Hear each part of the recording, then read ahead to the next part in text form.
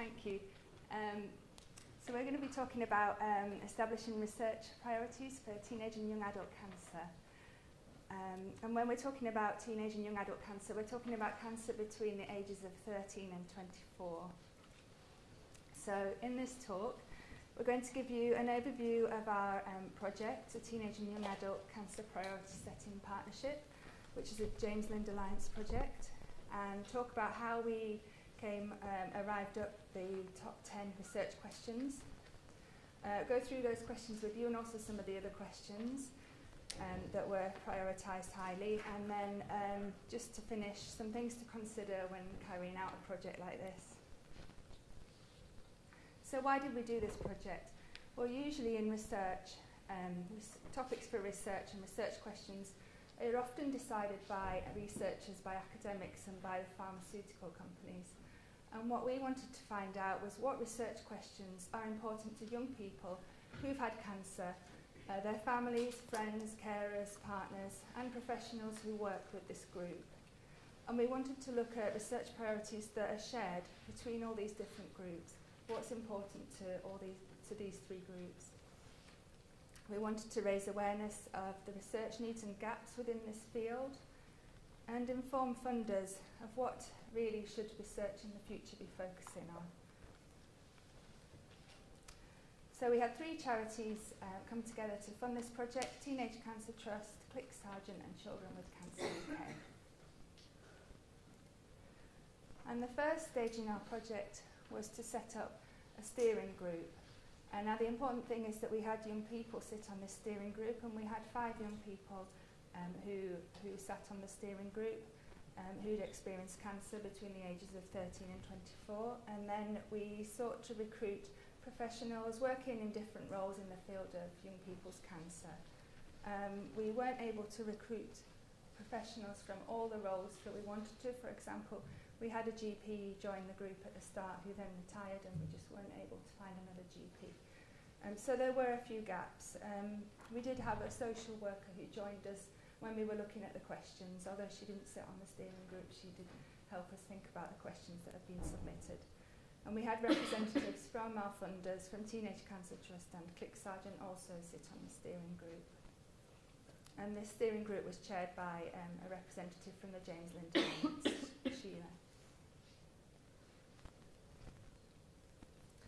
So we spent a lot of time ironing out what the scope for the project would be, and often James Lind Alliance projects focus just on treatments, but we wanted our scope to be much broader than this. And we came up with a protocol, and in this we stated our aim, which was to identify gaps and unanswered questions in research, the answers to which may reduce the individual and societal burden of young people's cancers. Now this is an overview of the James Lind Alliance process. So this diagram makes it look really simple and like it might be quite a quick process, but in reality it wasn't. So really the process is that you have a survey where you ask people to submit research questions. So we asked young people we asked people who'd had cancer between the ages of 13 and 24, no matter how old they were now, to submit questions along with their families, friends and professionals working with those groups. And then the next stage is to have another survey where those questions are prioritised about how important they are, and then a final workshop to come up with what are the top 10 questions in this field. So we had 855 questions initially submitted. And we spent a lot of time going through these questions, and actually 333 of them we defined as being out of scope. And I'll just tell you a bit more about why we thought those things were not within our scope.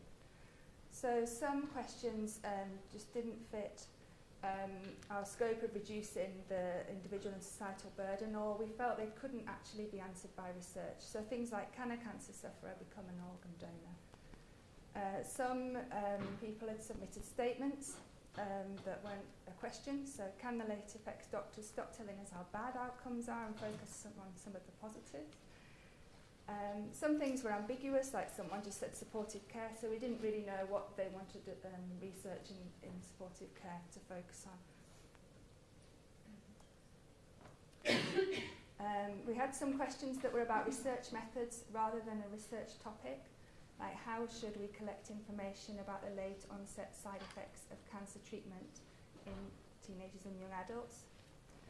We had a lot of questions about specific people's situations or issues. So things like, who can I talk to about my worries for my child? And there were a lot of questions about where can I go for different services, where can I get help for me or my child? And we still think, even though these questions are out of scope, we want to do some more work with them, because there were 333 of them. There were some really important issues being raised in these out of scope questions, maybe about gaps in information that people need to know, and about availability of services. So we are planning to theme these out of scope questions and write them up so that they won't be lost, because we think that's important. And then we had some political statements submitted as well, like, should medical professionals routinely explain to patients that there may be more up-to-date treatments available in other parts of the world which may increase the patient's chances of survival? So that's why we removed some of the questions.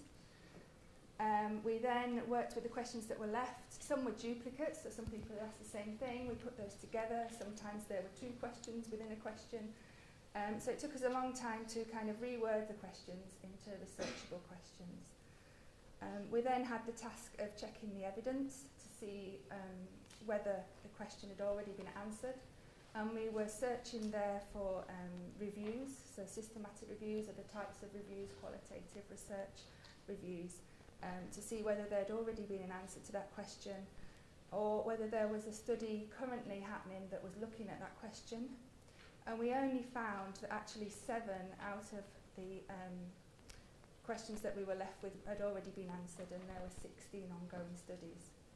So this left us with 185 unanswered questions. Now our next stage was to move to a survey where we asked people to rate how important they thought each question was. And obviously 185 is too many to ask people to rate. They'd just get fed up and probably wouldn't look at them all. So we had to make some decisions about what do we take through to the next survey. The steering group spent a lot of time thinking about how we should do this, and what we decided to do was include all the questions that were asked by more than one person, and that was 64 questions. And then they did an initial vote on the remaining questions, and we added the top 40 from that vote to the survey. So we had 104 questions in the interim survey, and this was quite big for a James Lind Alliance survey. Usually they're a lot shorter than this, but within our steering group we were really pushing to include as many questions as we could for the public vote, really. We just didn't want to lose questions. So in this survey we asked people to rate each question from very high to very low. We'd grouped the questions into different topics, and they were presented in a random order to hopefully reduce survey fatigue and people getting fed up halfway through to mix them up. And then we looked at the rankings, how young people had rated questions, how families, friends and partners had rated them, and how professionals had. And we used average rankings so that we didn't have, because obviously we had more professionals answer the survey, we didn't want to give them more weight, so we averaged out over those rankings. So I'm just going to hand you over to Lorna now, who's going to talk you through what we did for the workshop. Sorry, excuse us while we change the mic.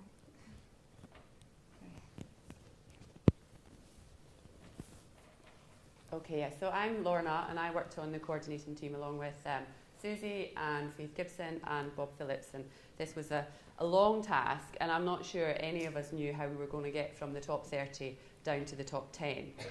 So I'm going to walk you through that, and then we're going to look through the top 10 questions. We're going to look at the remaining 20 questions that didn't make it to the top 10 and some reasons behind that, and then we're here to answer any questions. So at the workshop on the day, we had 7 young people. So 4 of the young people who'd stayed with us for the duration of the project attended the workshop, along with 1 young person who's a member of the Bright Light user involvement group, and 2 young people who had left their email addresses on the second survey to say they would be interested in helping with the future research. We had 4 parents and significant others, and we recruited these through the Click Sargent network, and also a few parents had also left their contact details to say that they would be interested in attending the workshop. We had 14 professionals which represented a range of disciplines involved in the treatment of young people, from paediatric oncology to haematologists. We had physiotherapists, social workers, youth support coordinators. We did have an absence of primary care professionals, however we did try and get some. That wasn't as successful.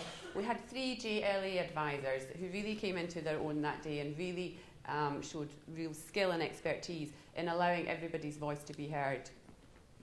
There was no researcher involvement, so one of the criteria for the workshop and for being on the steering group that you have to have at least 50% clinical commitment or 50% patient-facing work. And so someone like myself may have an alternative agenda, and so was excluded from participating in the workshop.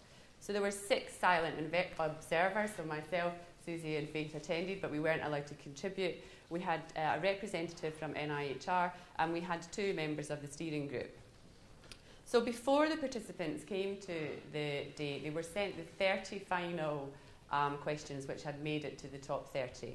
They were also sent a worksheet, which you can see here on the screen, which gives the question ID, it gives the question, and they had to rate it, being 1 the most important and 10 the least important. So we asked them to select their 10 most important questions from that 30 and bring this document along to the workshop with them.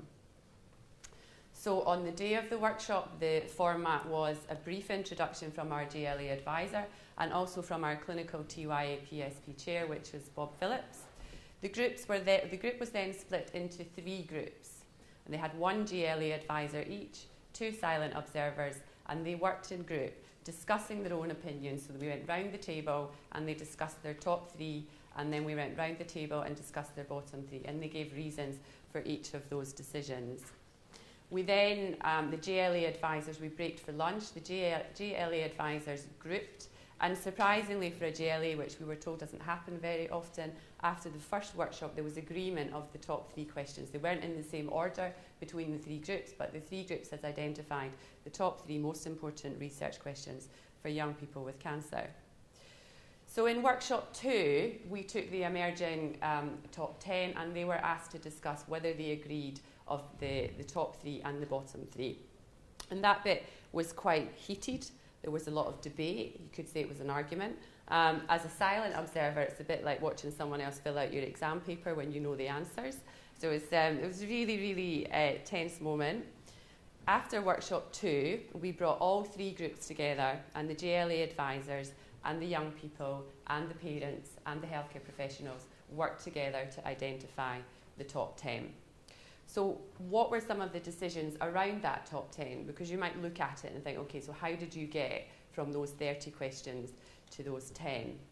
So some of the things that the participants considered was that they wanted all parts of the pathway of care covered. So we had went wide with our scope, so it was any aspect of teenage and young adult cancer care.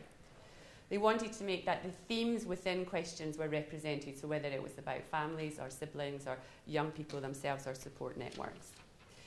The questions that they felt overlapped or could be included, they wanted to discard those so that you wouldn't have similar questions in the top 10.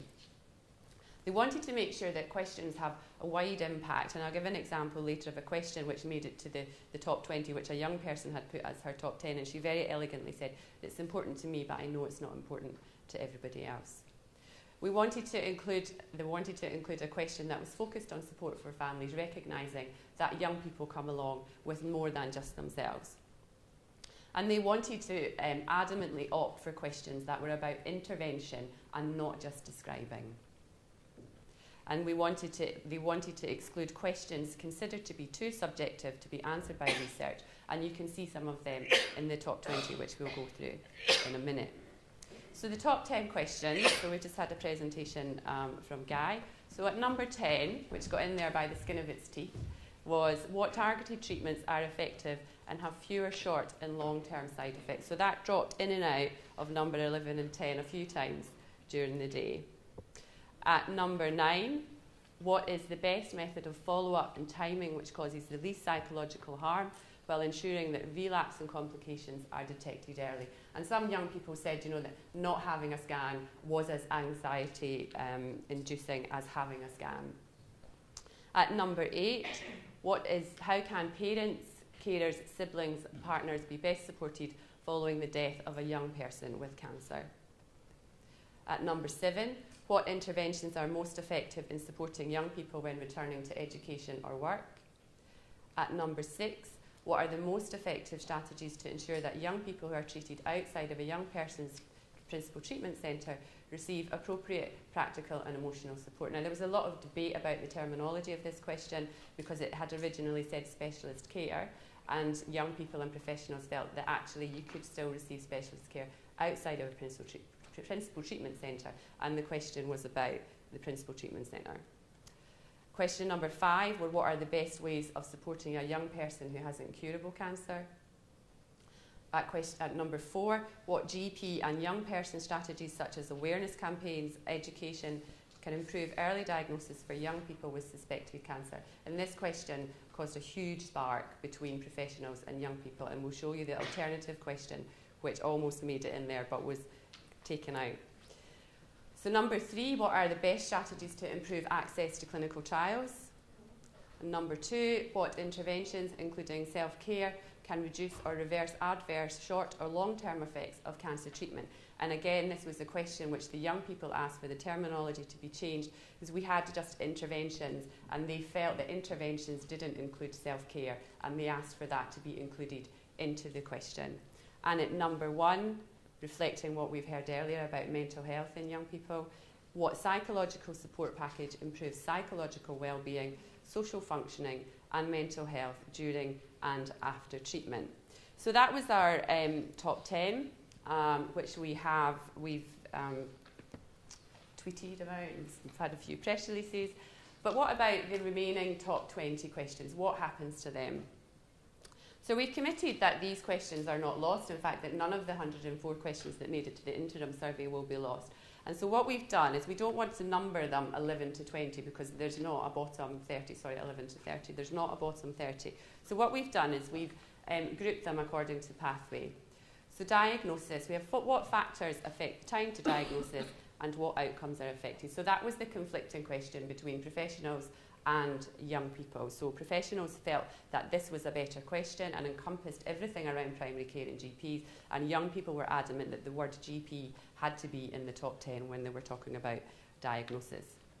If we look at treatment, so we have fewer questions on the actual treatment of young people, and we think that reflects the demographic of young people who answered the survey. And we've also just finished a piece of research which is showing that young people seem to be quite satisfied with their information needs and the questions being answered during treatment because they're surrounded by their treatment team, and it's when they leave treatment that questions start to arise and they may not have access to answer them.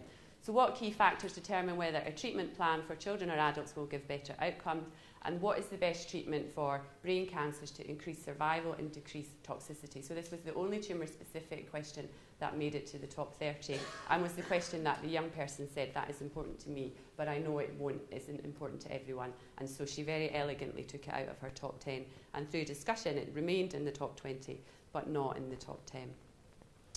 So not surprisingly, most of the questions are about after treatment, and a lot of them around psychological support, getting back to everyday life. And I just want to draw attention to a few questions and why they might be there. So the long-term physical effects of stem cell transplants, the group felt was too specific and was actually covered by the questions in the top 10 about long-term and short-term effects. The question about mental health, so what is the prevalence of mental health problems in young people?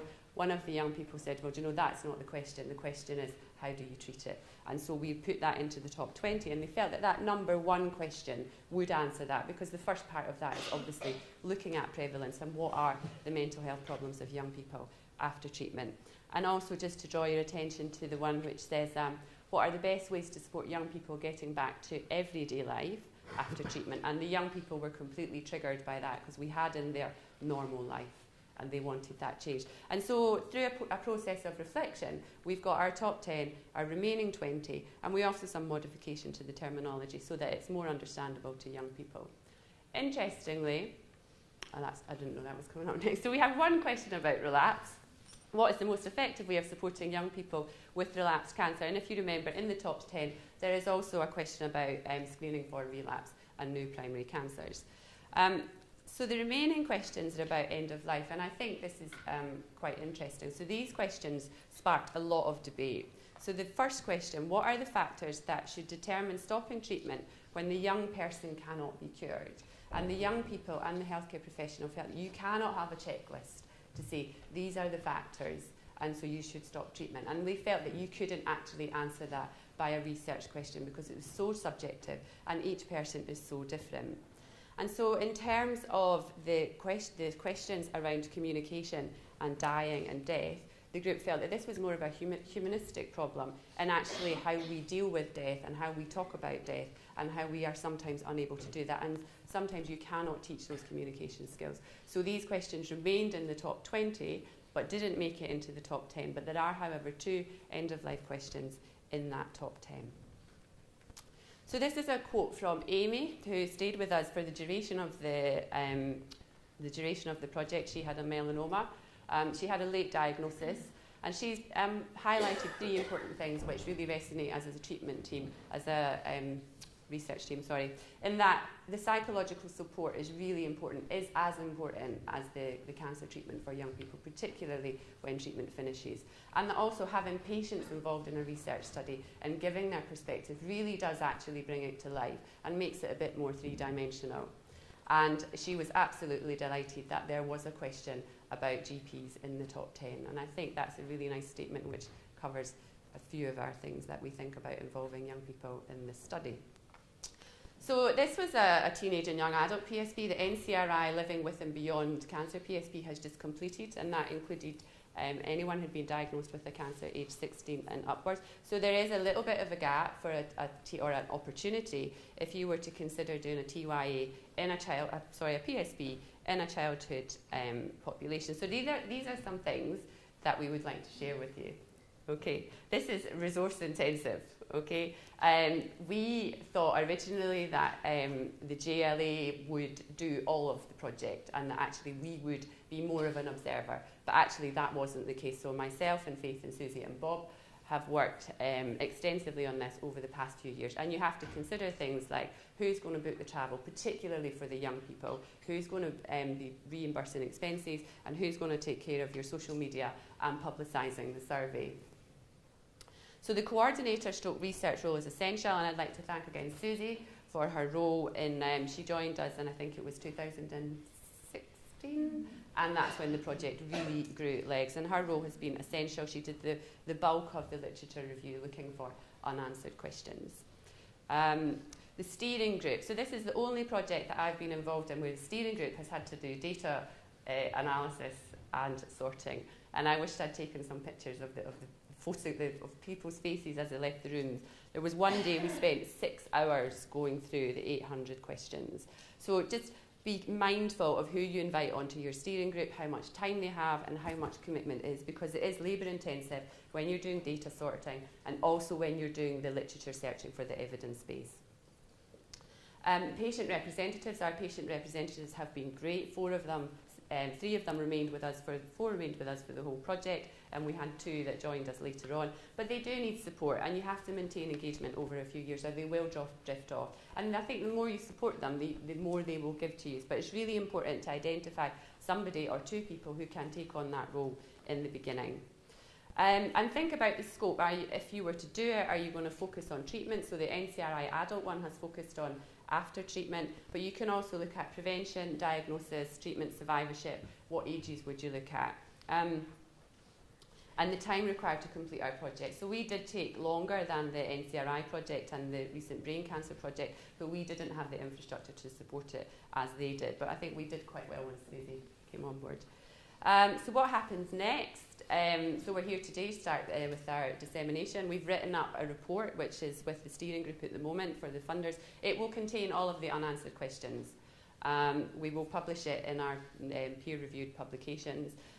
We will ensure that the questions from the top 10 are not lost, so that all those other questions are still available for researchers to look at. And I think importantly to engage with research funders. So for the first time ever in the TYE community, we can actually go to research funders and say, this is a research priority. And within the NCRI group over the past 6 months, we have written a few grant applications where in the background we've been able to say, this was identified as a priority. And that is a really great step forward for us and stands in good stead when you're trying to justify why you're doing this research. And encourage researchers in as many ways as we can to consider these priorities when they are planning new studies.